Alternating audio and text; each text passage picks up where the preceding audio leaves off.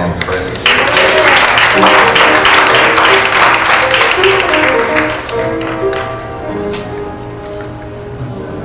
The 23rd Psalms.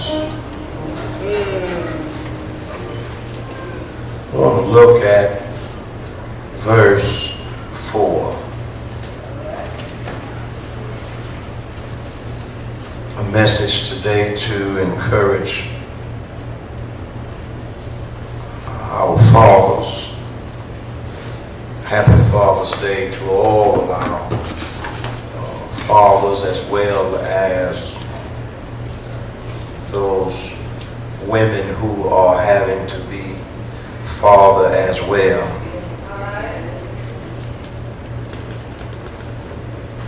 A very unorthodox text to take on such an occasion. Nevertheless, there is a word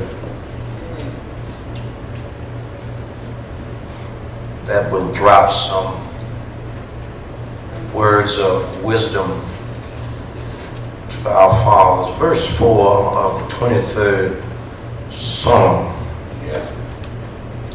If you're reading from the King James rendering, it should read on this wise. Yea, though I walk through the valley of the shadow of death, I will fear no evil, for thou art with me, thy rod and thy staff, they comfort me. Fathers, I would that you would repeat our thought after us today. God favored me. That's all I want to talk about. Amen. Give the Lord a hand praise. Thank you, ushers. You may be relieved of your duty. God favored me. I'm not today very strong in my body today, but I must do the will of him that has sent me while it is yet day. All right. For when night cometh, no man shall be able to work. Fathers, let me start off this sermonic presentation today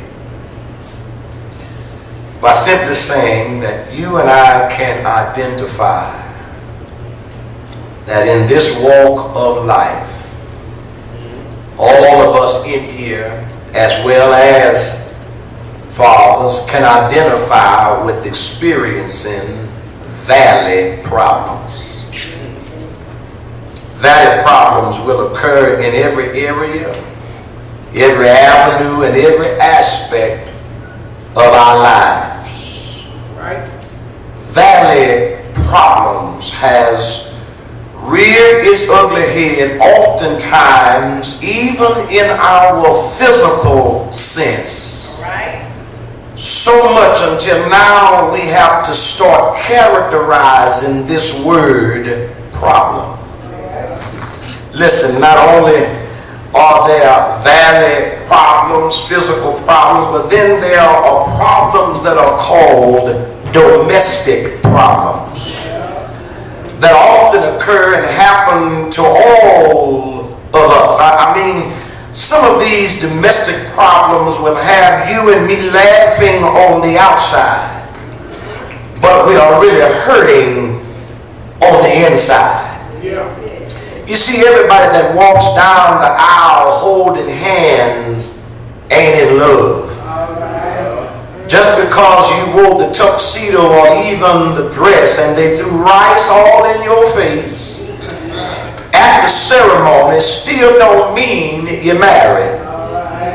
Yes, I mean, folk will fight all the way on their way to church, get out of their car and come inside the church and grin and say, "Hey, how you doing? And bless you all, and I'm so happy to see you. I mean, it ain't what it looks like all the time.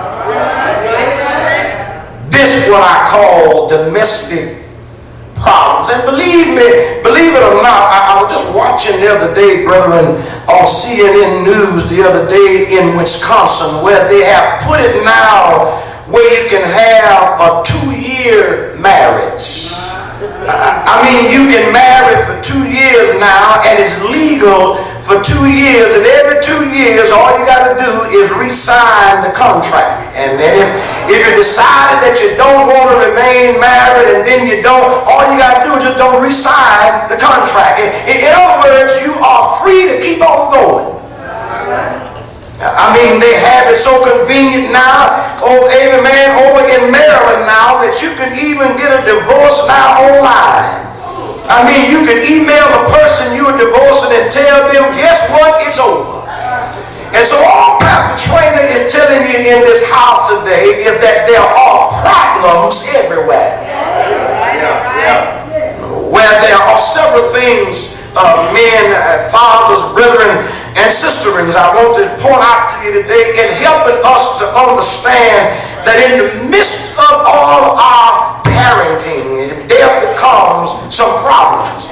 And I want you to know that God has favored you even in the valley of parenting. The first thing in helping us in dealing with the favor of God as it relates to our valley problems as parents is you and I, number one, must first acknowledge and accept the reality of the valley.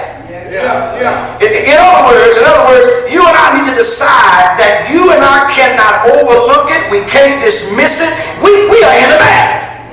I mean, that's the part of the verse that says, yea, though I walk through the valley. And listen, when you and I are in a valley, you and I can't operate like we would operate if we were on a hill. Listen, if you are in a valley, you have to conduct yourself like you are in the valley.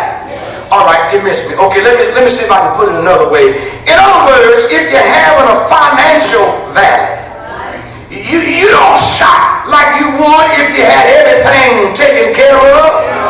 You don't go out and eat every day if you're having a financial valley.